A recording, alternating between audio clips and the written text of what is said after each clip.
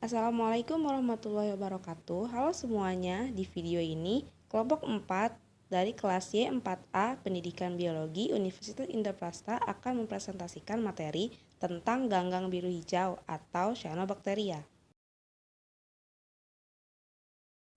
Kelompok 4 terdiri dari Dio Reski Budeci, Siti Nurizkina, Nadia Wulan Putri, Iis Nur Aisyah, Dewi Rianti, Dewi Ayuristiani, Raka Arya Putra, dan Ali Haidir. Baik teman-teman, di slide ketiga kita perkenalan dulu nih sama cyanobacteria. Cyanobacteria berasal dari bahasa Yunani yaitu cyanos yang artinya biru.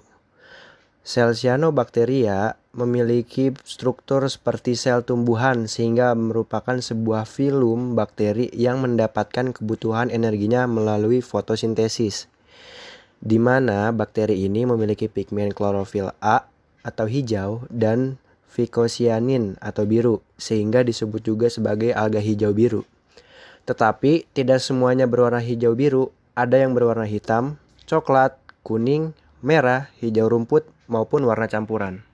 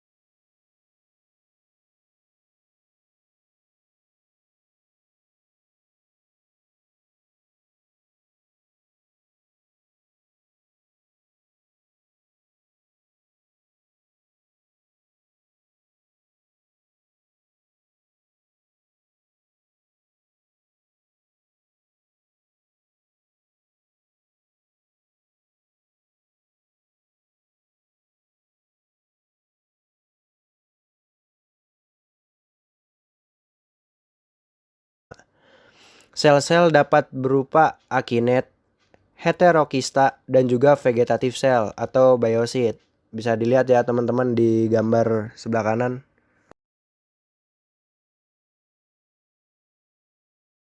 Lalu di slide ini kita akan membahas akinet dan heterokista. Akinet dikenal dengan sel yang dorman. Akinet juga merupakan tempat menyimpan cadangan makanan. Ia memiliki dinding sel yang tebal dan ukuran yang besar. Akinet juga mengandung banyak materi genetik. Ia mampu melakukan beberapa proses metabolisme seperti fotosintesis, sintesis protein, dan fiksasi karbon dioksida atau CO2. Lalu sel akinet ini sel untuk pertahanan diri ketika lingkungan tidak bersahabat. Lalu heterokista. Heterokista ini sel khusus pada cyanobacteria multiseluler.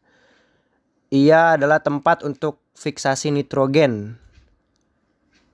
Heterokista juga berukuran lebih besar dari sel vegetatif namun lebih kecil dari akinet. Ia tidak mampu memproduksi atau membentuk glukosa atau sukrosa melalui jalur fotosintesis. Berikut ada gambarnya teman-teman dari akinet dan heterokista. Lalu di slide ini kita akan membahas tentang vegetative cell atau biosit. Biosit adalah sel khusus pada cyanobacteria yang membentuk sel endospora kecil yang berperan dalam reproduksi. Sel vegetatif ini juga untuk fotosintesis.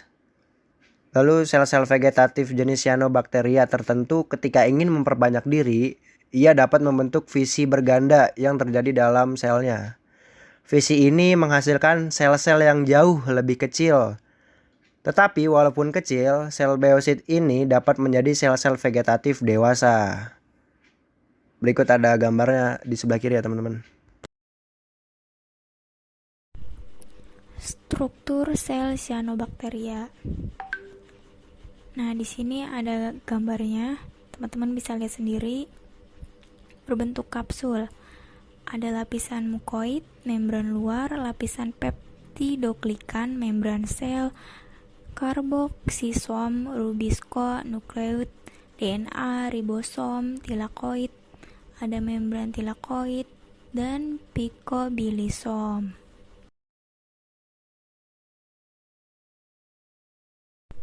Selanjutnya ada manfaat dan fungsi dari strukturnya. Yang pertama, lapisan lendir. Untuk menyelimuti dinding sel, mencegah sel dari kekeringan, berfungsi membantu pergerakan meluncur pada cyanobacteria uniseluler dan maju mundur pada cyanobacteria berbentuk filamen. Contoh Oscillatoria. Yang kedua, ada dinding sel.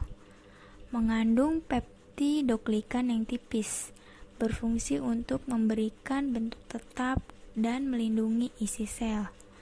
Yang ketiga ada membran sel atau membran plasma, bersifat selektif permeabel, berfungsi untuk membungkus sitoplasma dan mengatur pertukaran zat. Yang keempat ada membran fotosintetik atau membran tilakoid.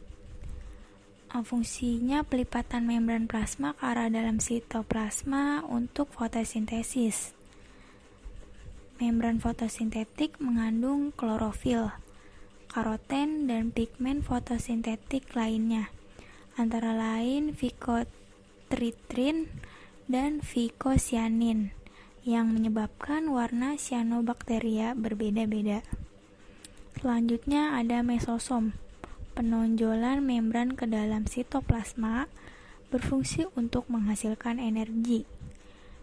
Yang keenam ada sitoplasma, larutan koloid yang tersusun dari air, protein, lemak, gula, mineral, dan enzim. Tempat berlangsungnya proses metabolisme sel. Yang ketujuh ada ribosom, berfungsi untuk sintesis protein. Yang kedelapan, granula penyimpanan, sebagai tempat penyimpanan cadangan makanan.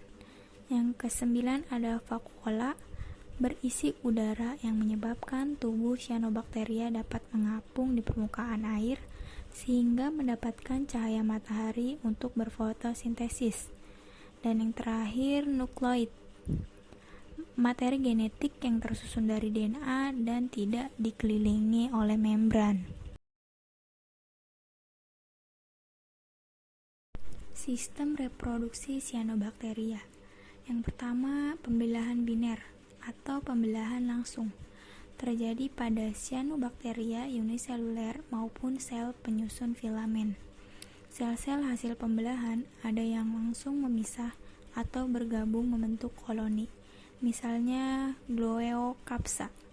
Yang kedua ada fragmentasi atau pemutusan sebagian tubuh organisme dilakukan oleh cyanobacteria berbentuk filamen.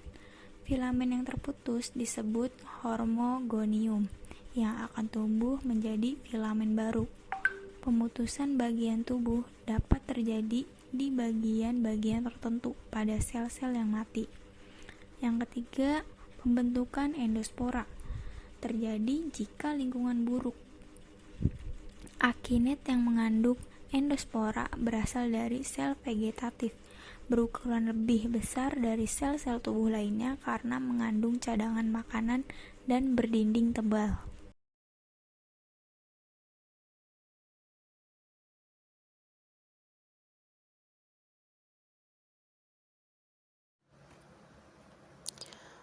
Baik, selanjutnya karakteristik cyanobacteria yaitu bersifat prokaryotik, inti selnya tidak mempunyai membran inti.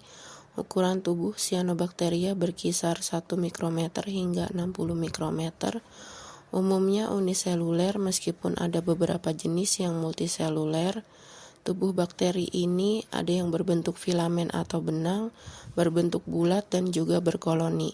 Merupakan organisme autotrof dan dapat melakukan fotosintesis. Memiliki pigmen klorofil A, karotenoid, fikosianin, dan kadang fikoeritrin. Fikosianin ini memberikan warna yang khas pada cyanobacteria yaitu hijau biru. Dinding selnya tersusun atas selulosa, hemiselulosa, dan pektin, serta mengandung peptidoglikan.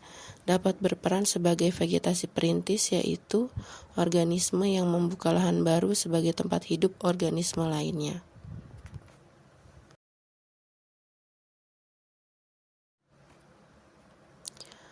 Baik,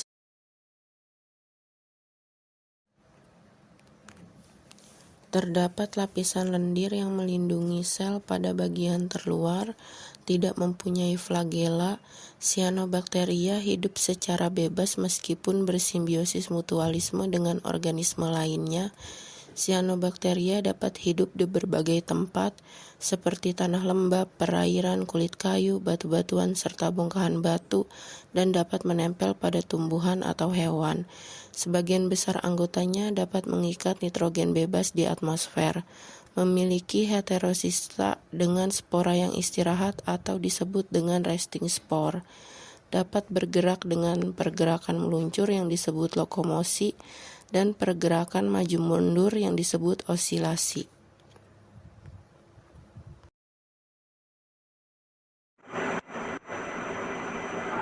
Baiklah, sekarang saya akan menjelaskan tentang spesies dari cyanobacteria. Jumlah dari spesies cyanobacteria banyak sekali. Di presentasi kali ini kami akan menjelaskan beberapa yang terkenal. Adapun spesies ini dibagi menjadi 3 ordo yang mempunyai karakter masing-masing. Ordo pertama adalah ordo Croococales. Ciri-cirinya adalah pertama, berbentuk tunggal atau bisa tanpa spora. Yang kedua, berwarna kehijauan. Yang ketiga, membentuk selaput lender pada cadas dan tembok basah. Lalu, tetap bergandengan setelah pembelahan sel sehingga terbentuk koloni. Ciri-ciri yang terakhir adalah tidak ada yang berbentuk filamen. Contoh dari spesies ini yaitu Gloeocapsepsis crepidinum, Gloeocapsepsis magma, Croococcus limneticus, Croococcus turgidus, dan Gloeocapsepsis sp. Di bawah terdapat gambar bentuk dari ordo Croococales. Sebelah kiri bawah, yaitu bulatan hijau, itu adalah Croococcus turgidus. Sedangkan di sampingnya, yang kuning berbentuk bulatan, itu adalah Gloeocapsepsis sp. Sedangkan sebelah kanan bagian bawah, yang bulat berwarna merah, itu adalah Crococus limneticus. Jadi kita bisa lihat di sini sebagian besar ordo Crococales berbentuk bulat kecil.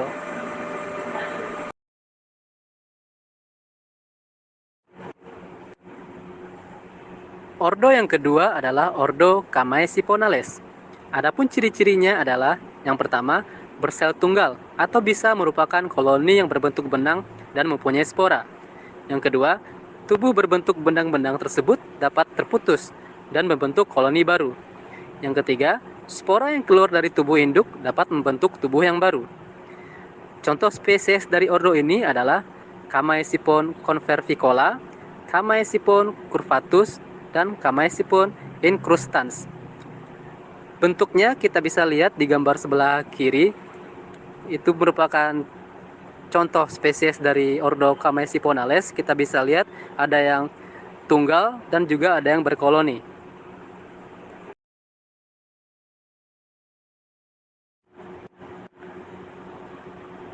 Ordo yang ketiga adalah ordo Hormogonales. Adapun ciri-cirinya adalah yang pertama, mempunyai sel-sel berkoloni yang berbentuk benang atau diselubungi membran. Yang kedua, mempunyai banyak variasi filamen. Yang ketiga, benang-benang tubuh melekat pada substrat. Sebagian besar hanya terdapat percabangan semu. Yang keempat, berkembang biak dengan hormogonium, yaitu memutuskan benang tubuh untuk memunculkan tubuh baru. Contoh spesies dari ordo ini adalah Oscillatoria limosa, Nostocomun, Anabaena azolae, dan Spirulina maxima. Contoh bentuk-bentuk dari ordo ini kita bisa lihat di gambar sebelah kanan. Sebagian besar dari ordo ini berbentuk seperti filamen atau benang.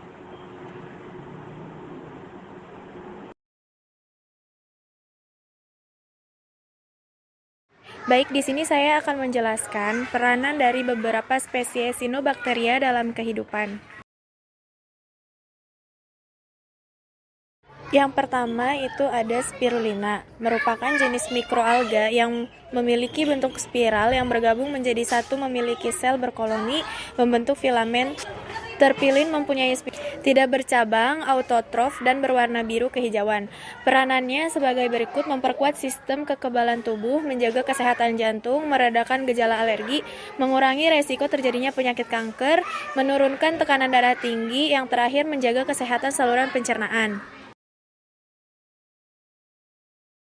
Yang kedua ada Synechochus. Peranannya dalam kehidupan yaitu foliar biofertilizer, dapat meningkatkan kandungan protein biji kedelai sebanyak 6,35%. Selanjutnya digunakan sebagai sumber protein bagi masyarakat. Yang ketiga yaitu Oscillatoria. Peranannya sebagai sel protein, sel tunggal atau single cell protein, dan sebagai produsen primer dan pakan ikan. Kemudian yang keempat ada Anabe azolae, diketahui berperan dalam memfiksasi nitrogen. Ketika hidup bersama dengan azolae akan meningkatkan produksi heterosis sampai dengan 25 sampai dengan 30%. Yang terakhir ada Cyanophyceae jenis Crocus turgidus, dapat digunakan sebagai pestisida hayati yang dapat membunuh larva nyamuk Aedes aegypti. Baik, yang selanjutnya akan dijelaskan oleh teman saya. Terima kasih. Slide ke-24 yaitu menjelaskan tentang dampak negatif dari cyanobacteria. Salah satunya yaitu blooming alga, merupakan istilah dari ledakan alga. Nah, ledakan alga sendiri merupakan kondisi di mana suatu perairan baik laut, kolam, danau maupun rawa yang mengalami ledakan populasi alga atau cyanobacteria dengan skala besar. Kemudian permukaan kolam berwarna hijau atau permukaan laut berwarna kemerahan adalah salah satu dampak dari blooming alga. Hal ini dapat terjadi akibat adanya nutrisi yang berlebih sehingga pembiakannya menjadi sangat tidak terkendali. Dan penyebab lain terjadinya blooming alga adalah pemanasan global yang mengakibatkan suhu perairan meningkat yang akan memicu aktivitas metabolisme alga dan mengakibatkan aktivitas pembelahan sel yang dilakukannya berlangsung lebih cepat. Selain itu, pembuangan limbah yang mengandung banyak fosfat ke perairan seperti limbah deterjen rumah tangga itu juga dapat menjadi faktor penyebab terjadinya blooming alga. Dan dampak dari peristiwa ini adalah kematian berbagai jenis organisme perairan karena adanya paparan toksin atau racun yang berasal dari hasil ekskresi alga. Dan perlu kita ketahui juga bahwa cyanobacteria ini memproduksi racun syaraf neurotoksin, dan biasanya racun ini menyerang hati atau hepatotoksin dan sel sitotoksin, kemudian membentuk endotoksin yang sangat berbahaya bagi hewan bahkan manusia. Nah, selain itu, kadar oksigen yang terlarut di dalam air itu menjadi berkurang. Karena apa? Karena terjadi perebutan antar oksigen alga dan biota yang berada di dalam air tersebut. Kemudian di slide 25 kita bisa lihat di situ ada gambar ikan mati yang terkena paparan racun dari cyanobacteria, dan bahkan pada kasus yang lain ada gajah juga yang mati di Botswana ya, yang diduga akibat cyanobacteria juga.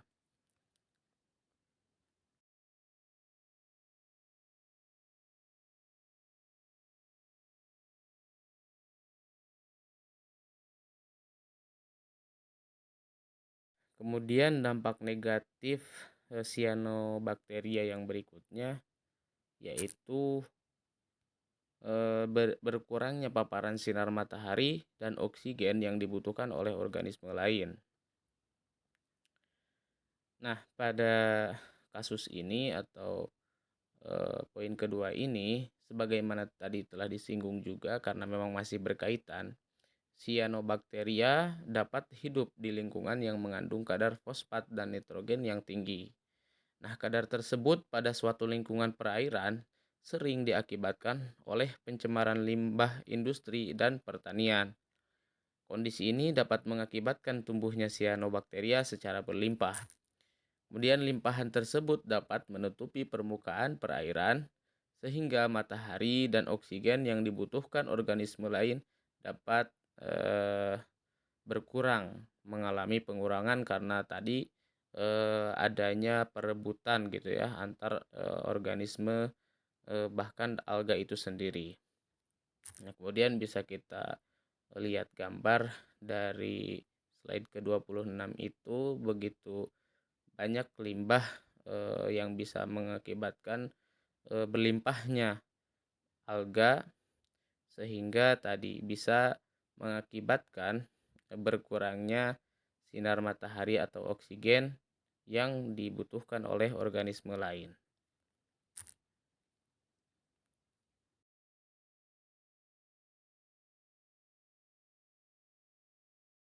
Sekian presentasi dari kelompok 4. Terima kasih. Wassalamualaikum warahmatullahi wabarakatuh.